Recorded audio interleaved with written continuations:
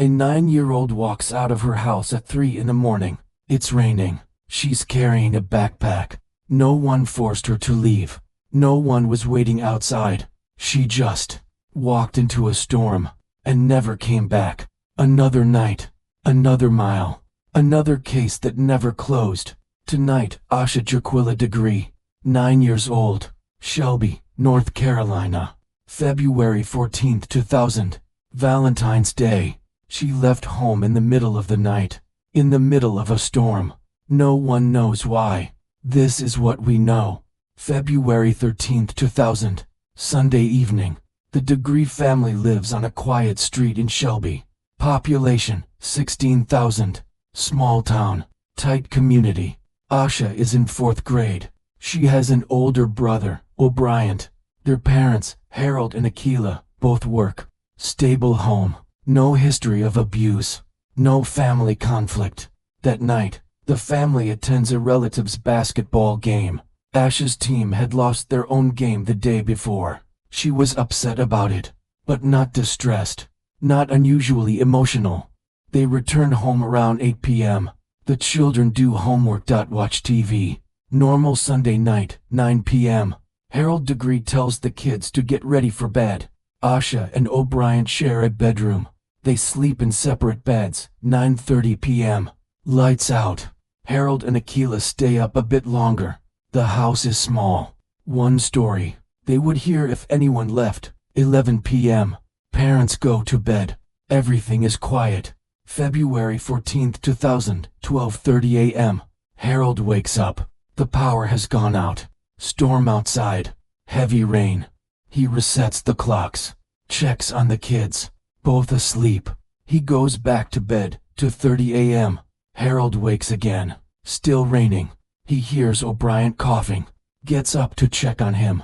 Opens the bedroom door. Asha's bed is against the far wall. He can see her shape under the covers. She's there. He closes the door. Goes back to sleep. 5:45 a.m. Akila's alarm goes off. She works early shift. She goes to wake the kids for school. Opens their bedroom door. O'Brien is in his bed. Asha's bed is empty. The covers are pulled back. Her shoes are gone. Her backpack is gone. Akila checks the bathroom. Not there. Checks the living room. Not there. She wakes Harold. They search the house. Every room. Every closet. Asha is gone at 6 a.m. Harold calls 911. Cleveland County Sheriff's Department arrives within minutes. They search the property. No signs of forced entry. All doors were locked from the inside. All windows closed. The house was secure. But Asha was gone.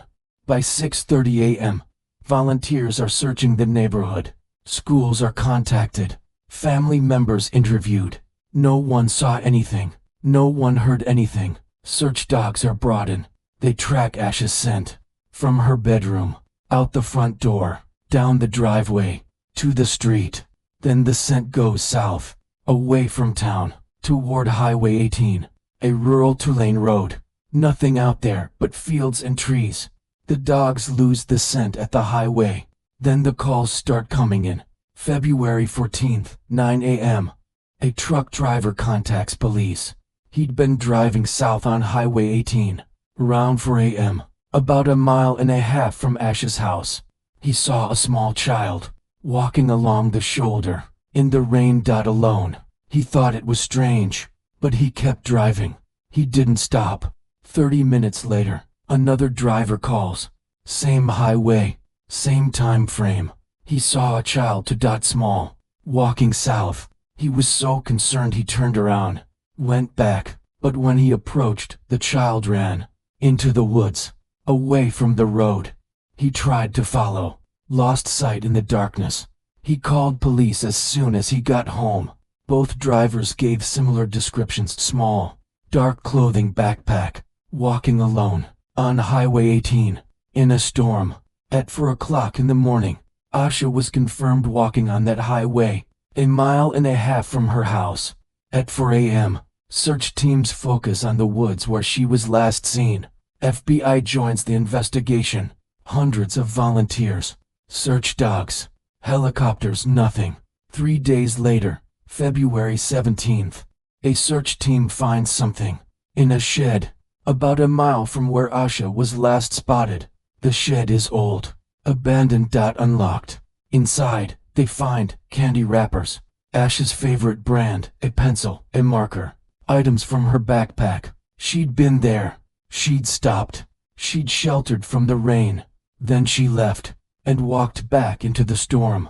That was the last confirmed trace of Asha Degree. 1 year and 7 months later, August 2001, a construction crew is working on Highway 18, about 26 miles north of Shelby. They're wrapping some tools. They move a pile of dirt. Something's underneath. A plastic bag, double wrapped. Inside, Asha's backpack, her name written on it. Inside the backpack, a concert tee-shirt. Not hers. Doesn't belong to anyone in the family. No one knows where it came from. A book from her school library, checked out in her name, and a photograph. A young girl, not Asha, never identified. The backpack had been buried, deliberately, wrapped in plastic to preserve it, hidden, 26 miles from where she was last seen alive. And this is where the story gets strange. Asha Degree was afraid of the dark. Her family confirms this. She didn't like being alone in a dark room. She slept with a nightlight.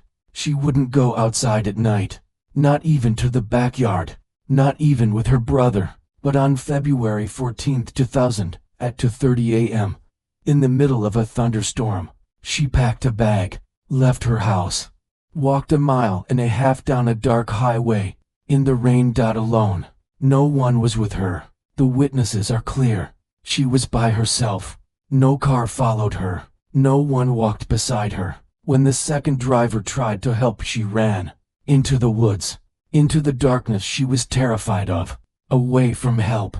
Investigators searched her room. Her backpack had been packed carefully.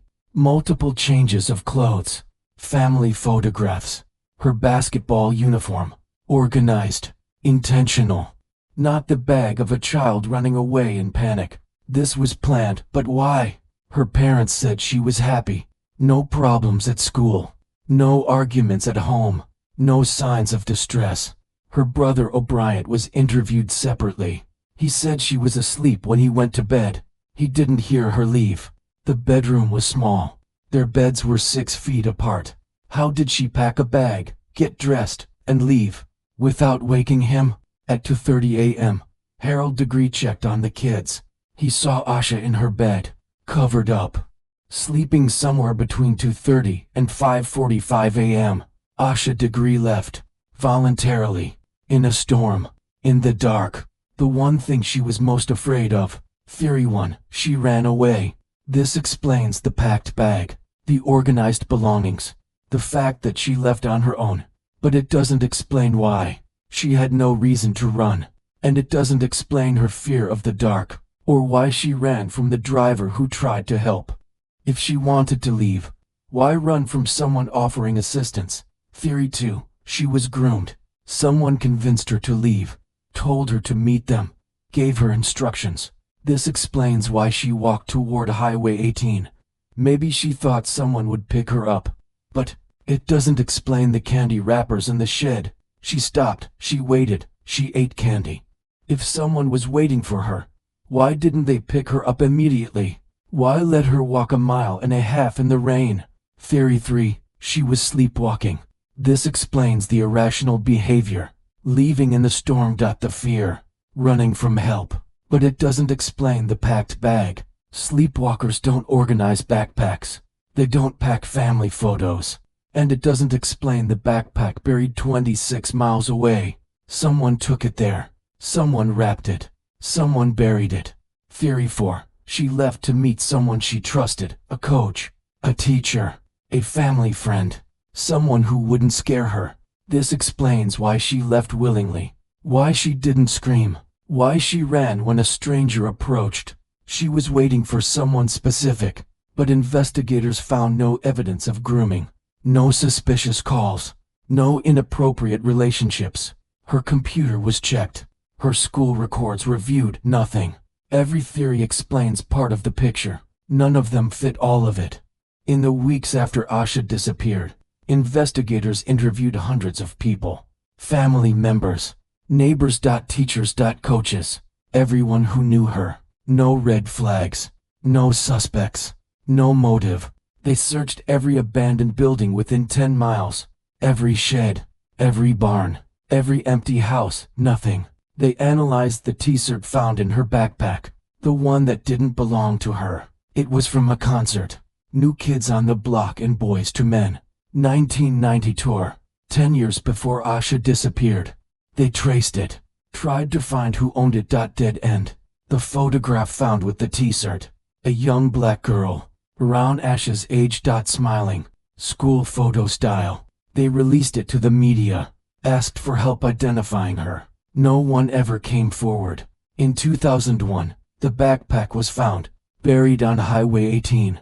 DNA tested. Only Asha's DNA was found inside. The plastic bags had been handled carefully. No prints, no trace evidence. Whoever buried it knew what they were doing.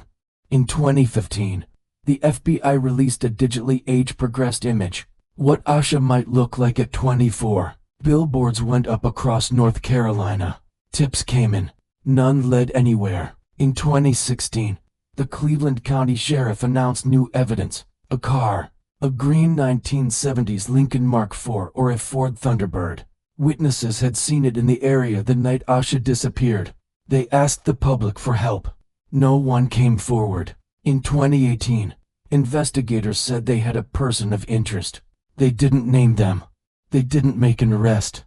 In 2021, the FBI updated the case file, said they were pursuing new leads. No details were released. The case remains open. The leads remain classified. The person of interest remains unnamed. As of 2026, Asha Degree has been missing for 26 years. The Cleveland County Sheriff's Office still considers this an active investigation. They receive tips regularly. None have brought Asha home. Her parents, Harold and Akila, still live in Shelby, in the same house. They keep Asha's bedroom the way it was. Her basketball uniform is still there. Her school books. Her nightlight. Every year on her birthday, they hold a vigil. Every year on the anniversary of her disappearance, they search. Volunteers still show up. Still walk the woods. Still check the ditches along Highway 18. In 2024, investigators announced they were re-examining evidence with new technology. DNA testing has advanced. They're testing items again. They haven't said what they found. The FBI still lists Asha Degree as a missing child. Her case is profiled on NamUs, on the National Center for Missing and Exploited Children website. Her face is still on posters, still on billboards, still searching for the girl who walked into the rain and never walked back. If you have information about Asha Degree's disappearance, the Cleveland County Sheriff's Office asks you to call their tip line, 1-980-487-4167, or contact the FBI. The road keeps going. The rain keeps falling. Somewhere, someone knows why a 9-year-old girl walked into a storm, why she packed a bag, why she left her house at 3 a.m., why she ran from help. But 26 years later, no one's talking. What was she walking toward? If you know something about this case, the comments are open. If you want more roads like this, I'll keep driving.